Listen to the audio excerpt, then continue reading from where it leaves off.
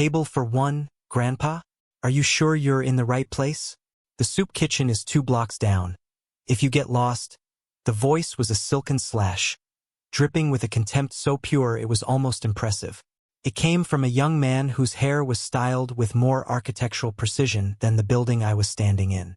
His uniform was immaculate, a crisp black waistcoat over a starched white shirt, but it was worn like armor, not an emblem of service. A sneer was permanently etched onto his lips, the default expression of a boy who believed he was a king in a kingdom of fools. I looked down at my own clothes. A simple tweed jacket, worn soft at the elbows, comfortable corduroy trousers, and sturdy leather shoes that had seen more miles than he had seen sunrises. To him, I was a relic, a piece of driftwood washed up on the shores of his exclusive world. He saw an old man, frail and out of his depth. He didn't see the calluses on my hands from the days I laid the very floorboards he was standing on. He didn't see the faint scar above my eye from a falling scaffold during the initial construction. He saw a liability, a charity case. And in that single venomous moment, I decided he wouldn't just be taught a lesson. He would become the lesson. My name is Arthur Alastair, and I am the man who owns every brick, every bottle of wine, and every gilded spoon in this establishment. And this arrogant child had just made the gravest mistake of his short, pampered life. He had underestimated me. A quiet fury, cold and clear as ice, began to form in my chest. It wasn't the hot, reckless anger of my youth. This was a patient anger, a calculating anger. The kind of anger that builds empires and dismantles them. I offered him a small, placid smile, the kind a grandfather might give a petulant child. "A table for one will be just fine, young man," I said, my voice deliberately gentle, a stark contrast to the storm brewing within me. "Preferably one with a view." He let out a short, derisive huff of air through his nose, a sound that was half laugh, half scoff. "A view? The only view you're getting is of the kitchen doors. Follow me." He spun on his heel without waiting for a reply, leading me through the opulent dining room. I took my time, my eyes scanning the space I had poured my life into. The chandeliers, custom-made in Italy, cast a warm, golden glow over the patrons. The deep mahogany walls were lined with original artwork I had collected over decades. The low hum of conversation, the clinking of silverware on fine china, the subtle scent of rosemary and roasted garlic. It was a symphony I had composed. But something was off. There was a frantic energy humming beneath the surface, a tension in the shoulders of the other servers. My host, this preening boy who I learned was named Leo from his name tag, moved with an unearned swagger. He pointed to a small, forgotten table crammed into an alcove right beside the swinging doors of the kitchen. Every time a waiter burst through, the door would swing perilously close to the chair, bringing with it a gust of hot air and a cacophony of clattering pans and shouted orders. It was the worst table in the house, a place reserved for walk-ins they hoped would eat quickly and leave. "Here you are," he said, dropping a menu onto the table with a dismissive flick of his wrist. "Try not to take all night. We have actual paying customers who might need this space," he smirked, his eyes gleaming with a petty cruelty that was almost pathetic. I sat down, the worn wood of the chair familiar beneath me. I had chosen these chairs myself 30 years ago. I remembered arguing with my late wife, Eleanor, about them. She wanted something more modern, more fashionable. I wanted something timeless, something that would feel comfortable and solid for generations. As always, I eventually conceded she was right, but we compromised on this sturdy, classic design. A pang of grief, sharp and sudden, pierced through my anger. Eleanor should have been here. She would have known how to handle this boy. She would have eviscerated him with a few choice words and a look so withering it could curdle cream. I pushed the thought aside. This was my battle to fight. I opened the menu, though I didn't need to. I knew every dish on it, every ingredient, every nuance of its preparation. Or at least I thought I did. The menu in my hands was different. It was laminated, for one thing, a tacky choice for an establishment of this caliber. And the dishes, many of my classics, were gone, replaced by trendy, overpriced concoctions with pretentious names. Deconstructed bouillabaisse, essence of foraged mushroom foam. Eleanor would have laughed herself sick. We built this place on the foundation of honest, classic cuisine, perfected and served with dignity. This menu felt like a betrayal. Leo reappeared, tapping an expensive-looking pen against his notepad. Decided yet, Grandpa? Or are you still trying to sound out the big words? His tone was one of bored impatience. I ignored the barb, my eyes fixed on the menu. I don't see the coco vin, I said quietly. It was our signature dish for 20 years. Leo rolled his eyes so far back I thought he might get a glimpse of his own hollow skull. Nobody eats that peasant food anymore. We're a Michelin star contender now, not some roadside diner. The pan-seared scallops with saffron risotto is our most popular dish. It's only $120. Can you manage that? The question hung in the air, thick with insinuation. A memory surfaced, unbidden. It was from our first year of operation. We were barely making ends meet, pouring every penny back into the restaurant. A young couple came in, clearly on a special date, but just as clearly on a tight budget. They nursed a single glass of wine between them for an hour, studying the menu with worried eyes. I saw the look on the young man's face, a mixture of love for the woman across from him and the quiet shame of not being able to afford the night he wanted to give her. I walked over to their table myself. "Good evening," I'd said. "The chef has prepared a special tasting menu tonight, and he's asked me to offer it to you on the house to get your opinion." It was a lie, of course. There was no special menu. I went back to the kitchen and told Eleanor to prepare our best dishes in smaller portions. She didn't even question it. She just smiled that radiant smile of hers and got to work. The couple was ecstatic. They ate like royalty, their faces glowing with happiness. They left a $10 tip on the table, probably all the cash they had on them. It was the most valuable $10 I ever earned. That was the soul of this place. A soul this boy, Leo, was actively trying to extinguish with his casual cruelty and obsession with status. "I'll just have a glass of water for now," I said, looking up at him. "And a bowl of the French onion soup. I trust even your modern kitchen hasn't managed to ruin that." His sneer tightened. "Water it is. Don't go running up too big a tab." He sauntered off, stopping at a nearby table to lavish attention on a couple dripping with jewelry and designer clothes. His entire demeanor changed. He was charming, obsequious. His voice a honeyed purr as he recommended the most expensive wine on the list. I watched him, a cold knot of disappointment forming in my stomach. It wasn't just him. It was the system that allowed him to flourish. Where was the manager? Where was Marcus? I had hired Marcus 3 years ago, just before Eleanor's health took a turn. He was young, ambitious, and seemed to understand the ethos of the Gilded Spoon. I saw him as a successor, someone who could carry the torch. I had entrusted my legacy to him when I stepped back to care for my wife. It seemed my trust had been misplaced. I scanned the dining room and finally spotted him near the host's stand, looking anxious. He was wringing his hands, his eyes darting around the room, specifically avoiding looking in my direction. He saw me. He saw how Leo was treating me, and he was doing nothing. He was afraid. But of what? Of a waiter? It didn't make sense. The water arrived, slammed onto the table by a passing busboy. A few minutes later, the soup was delivered by Leo with the same graceless thud. It was lukewarm, the cheese on top barely melted, a pale, rubbery slick instead of the bubbling golden brown crust it should have been. The broth was weak, lacking the deep, caramelized onion flavor that took hours of patient simmering to achieve. It was an insult to the memory of the dish. I ate it slowly, methodically. Each spoonful was a confirmation of the decay that had set in. This wasn't just bad service. It was a symptom of a deeper rot. The passion was gone. The attention to detail, the love that Eleanor and I had infused into every recipe, had evaporated. All that was left was arrogance and a desperate grasp for prestige. As I ate, I watched Leo. I saw him expertly guide the wealthy couple into ordering nearly $500 worth of food and wine. I saw him flatter the woman, who was at least twice his age, making her giggle like a schoolgirl. And then I saw something else. When the man paid the bill in cash, leaving a thick fold of $100 bills on the table, Leo scooped them up with practiced ease.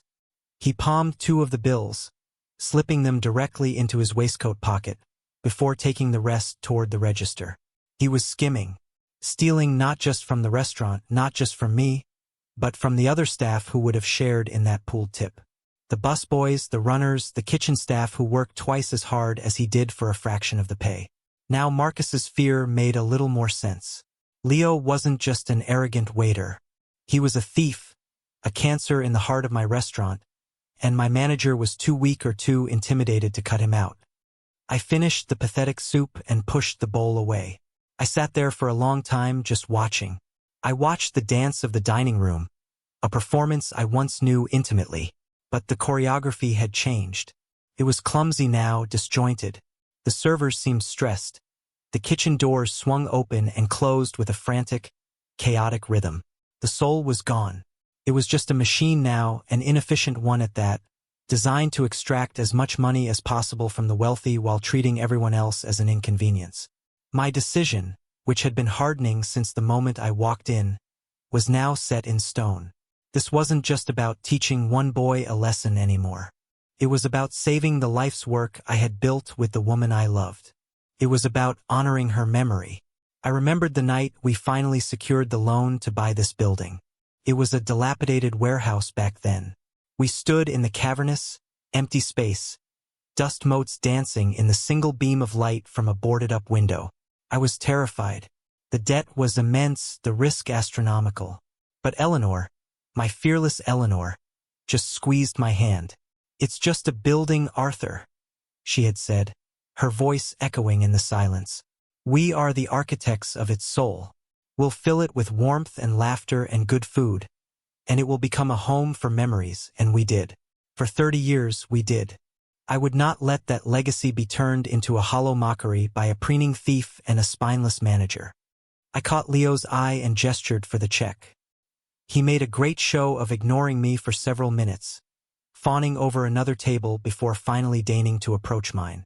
He produced a small black folder and dropped it on the table.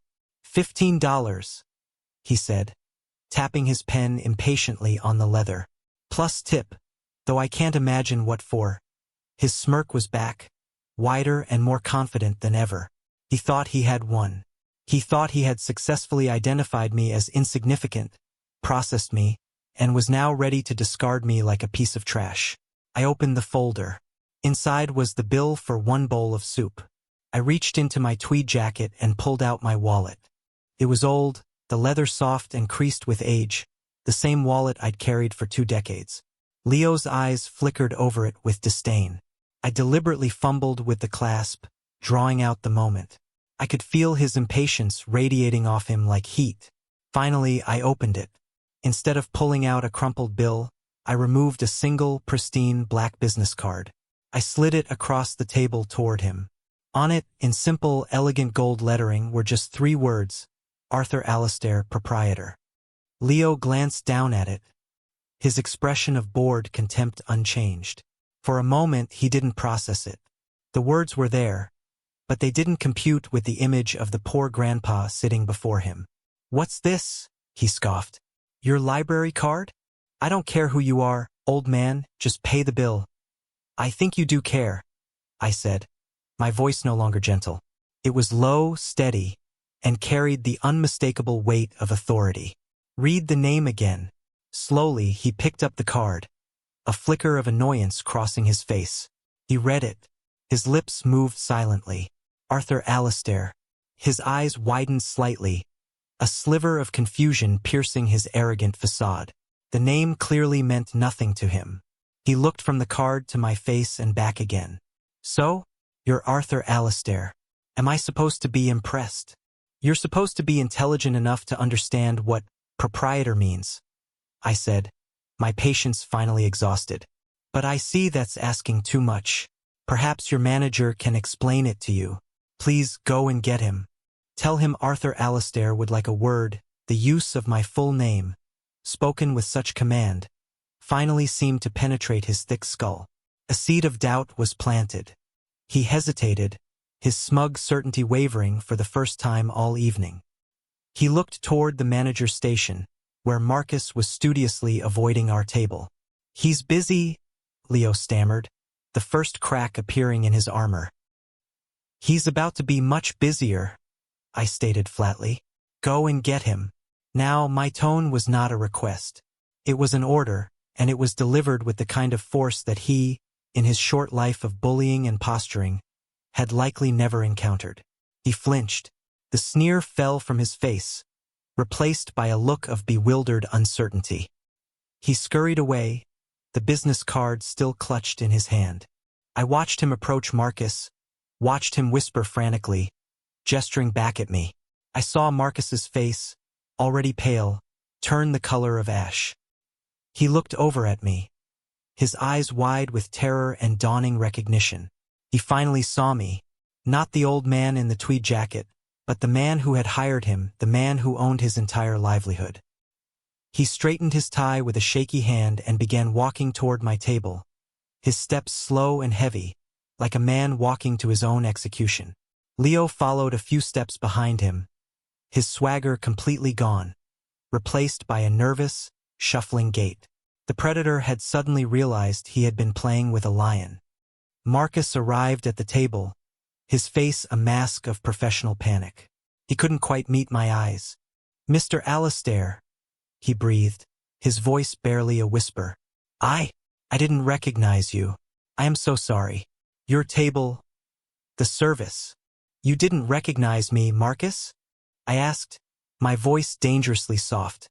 "Or you chose not to see me?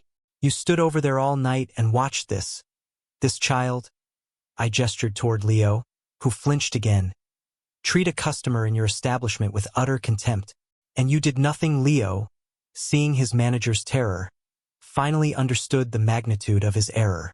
The blood drained from his face, leaving his carefully tanned skin a sickly shade of gray.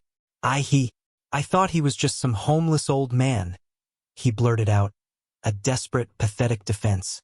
My head snapped toward him, my gaze, cold and hard, locked onto his. "You thought I was homeless?" I said, letting the words hang in the air. "And that, in your mind, made it acceptable to treat me like garbage? To mock me? To serve me garbage? That is your standard of service? That is your measure of a man? His wallet." I leaned forward, my voice dropping to a low, intense growl. "Let me tell you something about this homeless old man." This homeless old man poured concrete for the foundation of this building with his own 2 hands. This homeless old man chose every chair, every table, every painting on these walls. This homeless old man and his wife, a woman whose memory you have insulted tonight with your very presence, built this restaurant from nothing. This restaurant, boy, is mine. The declaration landed with the force of a physical blow. A collective gasp went through the nearby tables, whose occupants had been openly listening to the escalating drama. Leo stumbled back a step, his mouth opening and closing like a landed fish. The carefully constructed world of his own superiority had just been shattered into a million pieces. But you can't be," he stammered, looking wildly at Marcus for support. Marcus just shook his head, his eyes squeezed shut in misery. "He is Leo," Marcus whispered. "He's the owner." I stood up slowly, my old bones creaking in protest, but I felt a surge of strength, of righteous power. I was no longer a frail old man. I was a king reclaiming his throne. I turned my attention back to Leo. "I watched you tonight," I said, my voice ringing with clarity in the now silent dining room. "I watched you fawn over the rich and trample on the person you perceived as poor. I watched you push overpriced wine and insult classic cuisine. And I watched you steal at the word steal." Leo's eyes went wide with genuine fear. "I saw you pocket those $200 bills from table 7, I continued, pressing my advantage. "You think I'm blind as well as old? I've been in this business for 40 years. I can spot a thief from a mile away. You're not just arrogant, you're a common criminal." I then turned my gaze to Marcus, and he visibly wilted under its intensity. "And you?" I said, my voice filled with a profound sense of disappointment that was far more damning than anger. I gave you my trust. I gave you the keys to my kingdom, the legacy of my wife. I asked you to protect it, to nurture it. And what did you do? You let the rot set in. You stood by while this parasite poisoned everything we built. You let him steal from your staff and abuse your customers because you were too much of a coward to confront him. You have failed me, Marcus. You have failed Eleanor. And you have failed yourself. Marcus began to stammer an apology, but I held up a hand to silence him. I wasn't finished. I looked back at Leo, who was now trembling, his face a mess of sweat and fear. Your employment at the Gilded Spoon is terminated, effective immediately, I said, the words crisp and final. You will go to the back, collect your personal belongings, and you will be escorted from the premises. You will not receive a final paycheck, as it will be used to partially reimburse the staff you have been stealing from for God knows how long. If you argue, I will call the police and have you charged with theft. Do you understand me? He nodded numbly, unable to speak. His entire world had crumbled in the space of 5 minutes. Get out of my sight, I commanded. He turned and practically fled toward the kitchen, his escape clumsy and pathetic. The entire dining room watched him go, a silent, collective judgment. Then I focused back on the trembling manager. Marcus, I said, my voice now weary, be in my office tomorrow morning, 8 o'clock sharp. And you had better spend the entire night thinking of a single solitary reason why I shouldn't fire you and throw you out on the street right behind him. Without waiting for an answer, I walked away from the table. I moved through the dining room, and this time people saw me. The whispers followed me. The stares of patrons who had just witnessed a quiet old man reveal himself to be the master of the house. I didn't stop at the host's stand. I walked straight to the back, through the swinging kitchen doors that had so annoyed me all evening. The kitchen staff, who had heard the commotion, fell silent as I entered. They looked at me with a mixture of confusion and awe. I walked to the small, cramped office at the back. My office. I unlocked the door, a door I hadn't opened in over a year, and stepped inside. It was just as I had left it. A large oak desk, a worn leather chair, and on the wall, a beautiful, sun-drenched photograph of Eleanor, taken on the day we opened the Gilded Spoon 30 years ago. She was laughing, her face full of hope and joy. I sank into the chair, the anger draining out of me, replaced by a deep, aching sadness. I had won the battle, but it felt like I was losing the war. The soul of this place, her soul, was fading. The next morning, Marcus was waiting outside my office at 7:45. He looked like he hadn't slept. His eyes were red-rimmed, his suit rumpled. He carried a folder in his trembling hands. When I opened the door, he didn't offer excuses. He just apologized. He confessed that Leo was the nephew of a prominent food critic, and he had been afraid of the professional repercussions of firing him. He admitted his own weakness, his failure to uphold the standards I had set. He took full responsibility. It was the only thing that saved him. I didn't want a coward, but I also didn't want a liar. I listened for an hour as he detailed the problems, the shortcuts he'd taken, the compromises he'd made. In the end, I made my decision. I would not fire him. I would retrain him. I would be there, every day, to oversee the restoration of my restaurant. It would be his final chance. Over the next month, I was a whirlwind. I was the first to arrive and the last to leave.